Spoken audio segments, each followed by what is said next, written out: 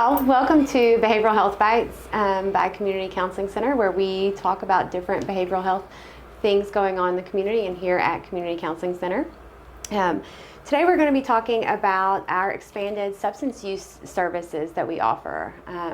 We offer a host of different substance use services to better serve our clients and better serve the individuals in our community. We have services that meet the client where they're at. So if someone wants services or needs services for a substance use disorder, we offer those. If someone needs or wants services related to a co-occurring disorder, so maybe they have a mental health diagnosis and a substance use disorder, then we offer those as well. One of our key takeaways is, again, to meet the person where they're at and look at the needs and preferences that they want for their treatment and for their recovery. So in part of that, we offer both individual counseling services and group counseling sessions, as well as medication-assisted treatment options, if that here, support services, in addition to all those other things as well. We offer case management services to help individuals tackle some of the day-to-day stressors associated with a substance use disorder or co-occurring disorder. So we have a whole host of different things that, different services that can help individuals in our community. All right, so I am here with Tanisha Burns, peer support specialist here at Community Counseling Center. And Tanisha is going to tell us a little bit about her story and her recovery. Let's see, the best part to start my story is first the simple fact that the discussion of mental health was new for me. It was something that growing up, it was not discussed. It was nothing that was in an everyday household. It was also something that was new to me. I knew I had feelings, I knew I had emotions, I knew I was using certain substances to deal with all of that, and not knowing, because that's the only thing I knew of was, you feel bad, you have a drink, you don't want to do something, you smoke, or whatever the case may be. And for me, I wanted different. I wanted a change in my life. I did not want to just be sitting there and going through everything, feeling lonely, or let's see how to put it. I don't think I really even got the chance to know myself, because I would not allow myself to be anything but someone who was drinking. Several years ago, I was introduced to mental health services. I started just with going to see a psychiatrist, and then from there I started some counseling. Community Counseling Center has been a very big part of that for me. I've been through several different programs that they have, which have all benefited me in the end. I'm pretty sure I've given them a run for their money because of the simple fact that, when you're going through something and you're not really even knowing yourself, you don't know what you're doing. So I've started and stopped plenty of times. Been through quite a few caseworkers and managers and things like that, but it took me a minute. So did you feel comfortable coming back? Because I know you said earlier, that mental health wasn't something that was discussed, and that we don't talk about mental health. This is just how you cope with it. Is you take a drink, or you use a different substance, because we don't talk about mental health. So once I was introduced into it, and I got to see that the things that I was going through, feelings and things that I was having, they were normal. Not necessarily normal, but everyone Typical. Goes through it. Everyone is having an issue, not just me. Someone else is dealing with this, and somebody else is dealing with it actually way more than I am. Mm-hmm. And they're a little bit worse off. And I just, once I started it, even though I would quit from time to time, it was like I always had this feeling of, I need that in my life. I need to go back there. I need the guidance. A lot of it was guidance. A lot of it was just being able to, somebody say, hey, you can deal with this, and all you got to do is try a few things, or listen to a couple of stories, or anything. For a long time, it was a little difficult to line it all out. True, it was hard. I think that makes a really good point, though, because I think that sometimes what people think is that recovery is linear, right? Right. So okay, I've made this choice and I want I want this life of recovery, so let me go get services and let me line all my ducks in a row, and I'm going to do these things, and it's going to be rainbows and unicorns, and everything's going to be amazing. And it is so not that. And it's not. And I think that that's something that I think people in general are, I don't think, maybe miseducated about, because recovery isn't just, okay. It's a battle. It is a very big battle, and a lot of the time it's a battle within yourself. It's not even so much of everyone else. It's just you're going through something on the inside that you just are like, well, I'm tired of listening to it, and it's not working fast enough, or those type of things. I think that's such a really big thing. Like, it's not working fast enough, right? So like individuals with substance use disorders, like it's a brain disease. Like, people forget it's a brain disease, right? And people forget it's like a continuous brain disease. And so a lot of individuals, like, they want that instant gratification, because we're sold that idea, right? Like, we're sold that idea that once you make that choice and you want, you're in recovery and you're sober, that things are rainbows and unicorns and it's wonderful. And that is a lie at first. It definitely is. I feel like it is, because it is very deceiving, because you do come in full force. My first couple of times I was like, I'm going and I'm going to be better next month, I'm gonna be out of this house, I'm going to do this and that, and it really wasn't that. I fought myself for a long time, and I've been through this for years. I've dealt with depression since I was young. I also have PTSD, so I have dealt with some things that I never understood. And it has taken me a long time to even get the understanding of what is depression, or what is, alcoholism, in the whole, how do I make all this work? Right. Like, how do I better myself in this way but don't need this? Or how do I help this part of me and let go of this? You really do battle back and forth. Well, I think that's so beautiful too, is recognizing those things, because like, you're literally saying that it's not one size fits all. That, even though someone may have, like you mentioned, depression and alcoholism or alcohol use disorder, then two people may have depression and alcohol use disorder, but they look vastly different. Yes. Right? Completely different. Completely. And I think that really having a team of people that are there to help you, that recognize that, and recognize that it is literally meeting Tanisha where she's at, rather than just, oh, here's what you do. Like, for me, I had to focus on one thing at a time. And I chose the alcohol first, because that was for me, the most important health-wise and everything else. Depression, I hate to say, but grown used to it. Right. And it was a little bit, I was like, I can handle that part later, but the alcoholism and drinking and all that was more precedent to me, as far as getting control of it and everything. It was more important at the time. And then being able to kind of focus on managing your alcohol use, how did that impact your depression? Oh, that was a whirlwind. It spiraled for a minute, like it was a very hard thing. But I started a program. I went to the ITCD program, and I was able to, I want to say, set goals, but also like I was able to learn the skills to manage everything. I learned a lot of different coping skills, and that is what really, really helped me. I didn't even know what a coping skill was, knew nothing about it, didn't want to know it for a very long time. I did not care. But once I started going in and listening, first it was a lot of silence. We had quite a few dead silent meetings where there was no talking. It was just like, I'm here. I want to be here. I'm here. I made it. I don't know what I want to talk about. I just know I'm here. And then eventually it went from, I would start talking, and then like, well, what do you think about this? And I would get all this different advice. And after talking for a while, I actually started listening. And then I was like, oh, that seems like a good idea. Like, they started connecting, right?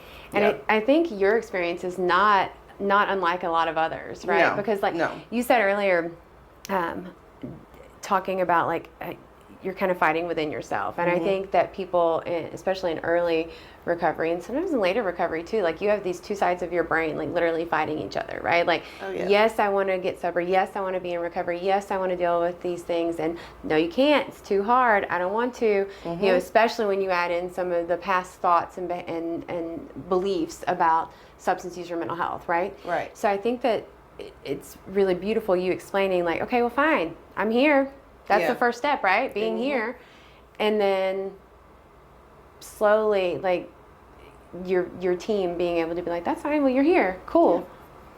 Yeah. Okay. Well, all right. We'll do this at your time, you know. Yes. I didn't feel rushed, and I think that's what helped me. A big part of it was, you know, the fear of going somewhere or asking for some help, and then you've got somebody just constantly feeling like you're being judged, or they're pressuring you to make you want, you know, to be something you're not, or in a place you're not. And this was more of me. It was at my pace. It was them having the patience to really be like, okay, you know, that's all you got for me today. That's all you got. And they didn't force me to do anything. It was more of, I made decisions. I had good people supporting me, and it just really started working for me. Can you think of any like turning points in your recovery where, because you talked about like the beginning of it and how, you know, kind of that fighting with yourself, and then can you think of any turning points where you're like, oh, okay, like? I would say when I realized that I could manage my alcohol, that was my biggest turning point, because for a long time I thought it was just that was just going to be my life. Right. That it was just get up, go, drink, and everything. But when I realized that I didn't want to, and I could change it, and I could just drink here and there, and then eventually it wasn't anything. When you go to having so much of one thing, and you're thinking like this is all you got, and you're going to need it forever, and it's something you really don't want, it makes you want to change something in you. And my changing point was realizing that that was something manageable and something I didn't have to have in my life. I came from a place where, you know, drinking was everything. You drank to celebrate. You drank for sadness. You drank just for a get together. You drank when you were bored. And it was just something that became a habit for me. When I realized that I could do things without that, that was my turning point. I'm like, anything's possible now. That was powerful, right? Yeah, like that was very I'm powerful bigger for than me. my habit. Yeah, like, exactly. Not that alcohol use disorders are habits, but the habitual part of it can play into it. And so you realizing like, hold up, I can do this without that. do this without that, You know, right? so, like, yeah. I can do this. Like, that does sound like a really big turning point for you. Yeah, and it really was. That was my big changeover.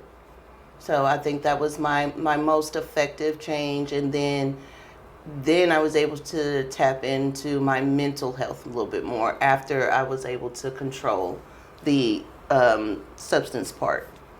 So I think that was my big change. Yeah, it sounds like it. It sounds like you literally were met where you were. Yeah. And that helped you develop what your idea of recovery was and what you wanted your recovery to look like. And then you were able to experience like, oh, I can do this. This is what I want. And I was in control of it. I think that was the biggest part, was me being in control. Because, you know, it becomes overwhelming when you feel like you're out of control and you have nothing going. And this was something for me that I was able to get control over and manage and be happy with. Right. So it brought me joy. Right. And I think that's something that a lot of people struggle with, is feeling out of control with their alcohol use disorder or with their substance use disorder, right? Like, it's like that puppet. Yeah. It kind of makes you do things, or not makes you do things, but you feel in control. Like, it's controlling you rather than you controlling it. Yeah. All right. So Tanisha, you have now become a peer support specialist. So that's a huge accomplishment in your recovery journey. Tell me a little bit about it. That, I went to another place through Community Counseling Center, the Peer Impact Center, and I started just going there just to get out of the house. I think it started off at first as that I was an empty nester. Grandkids and kids were gone. Last one graduated, so I was just trying to find a place to kind of start venturing out. It was suggested to me several times, probably over the years, and I kept putting it off. And I decided one day to go in. I just walked over and sat, and I did that probably once a week for about a month. And for the first few times, I was just very quiet in the sat in their chairs and just kind of observed. Mm-hmm. Well, then I fell in love with it, and I loved the place, the environment, the being able to see everyone that was in the same position as me. I didn't know what peer support was in the beginning of this at all. I had no knowledge of it, but it's kind of like when I started going and I started seeing what the peer support actually was. It was me. It was what I felt I should be doing. Like, it made me feel good to be there. It made me feel good to speak in groups and hear and just be able to talk to people and meet them where they were at and just see that, man, I felt like that. I was there. I was in that point. It became a great place, and I felt like I wanted to do that. I wanted to be able to do this all the time. I started working there, and about a year later, I was like, I think I want to be a peer support specialist. I think I can do this, because it really makes me feel good. Right. It makes me feel like I'm maybe not helping someone, but just to hear somebody else on your level. Almost like you see them, yeah. Right? Like you see them, and you can like really see them, because some of your story may match up with some of their story, or like what you said a few minutes ago, like, I felt that way. I know what that feels like. That being able to go off of my lived experience and not be judged about it. Right. Just to be able to be freely and speak about, I get that. I know how you're feeling. I was just, I didn't clean my house for a week because I was in that funk, and I felt just like that. Right. It's, I know when I was going through all that, just to hear their stories and to know that I was not the only person going through it made me feel so much better, because even though we know we're not the only one, we know it's not just, but when you actually hear their stories and you get to be a part of that and then share it with them, and you're sharing with each other, it's very validating. I think that's a great word. It's validating. Yeah. Right? Because with substance use disorders and co-occurring disorders, we need kind of this multifaceted approach, right? Like, that's why I'm really excited about us being able to provide so many more services at CCC for substance use disorders. And people with substance use disorders, but you do need that multifaceted approach, right? So like, even when you're telling your story, you're talking about psychiatrists, right? You're talking about your clinician, your treatment team. You're talking about case management. Yes. And now you're talking about peer support and being able to put that in and be able to help someone be on someone else's team. And right? It all goes in together. You don't realize how much all these things, how they all add up until you're like in the middle of it, like I am now. I'm like, man, I have great support. I'm so glad, because there's no telling where I could be. Right. I mean, it really isn't. And I'm just, in the last 2 years, between working and everything, I hadn't worked in 20 years. I couldn't even manage myself, my thoughts, or anything else. And it was a great feeling to even want to work. It was just that wanting to do more with myself in my life that made me want to keep going. So, So what would you tell someone who is kind of having similar thoughts as you were at the beginning of your story about, kind of being hesitant to ask for help or hesitant to come to CCC, because it can be really scary, right? It can be really overwhelming. Yes. So what would you tell someone? I would say, don't give up on yourself. Give yourself a chance. Find that one person that supports you, and just walk through one of their doors. Walk through a door and talk to somebody, anybody. because eventually, if you just make that first step, it'll be well worth it. You'll have the insight and things that you probably never thought you had. And I just feel like everybody deserves a chance. Everybody deserves a chance at whatever fulfillment, whatever they feel that would fulfill them without having to be so overwhelmed with mental health and substance use and feel like they don't have a chance. I think that everyone should give themselves a chance. I love that. I love that because I think that a lot of people in kind of the throes of addiction and mental health symptoms, like often We are our own worst enemies. Yes, and so And I do feel that. I love that. Like, give yourself a chance. Like Yeah. I've said, like you are worthy Exactly. of a recovery. Tanisha, I want to thank you so much for telling your story. I think that it's beautiful when we're able to see someone, share their truth, and you provide hope to other individuals who are once in a position similar to yours. And so thank you so much for talking to us and visiting with us today. You're welcome. I'm glad to be in this position and make me more fulfilled. So I'm good. Okay. Right. So if you are interested, or someone you know is interested in receiving services for a substance use disorder, a co-occurring disorder, you can contact Community Counseling Center at our main line at 573-334-1100. We can get you to the appropriate place. Also, if you are in crisis, you can contact 988. 988 is not just for individuals who are experiencing a suicidal crisis. It can also be a behavioral health crisis, or it can be a substance use crisis.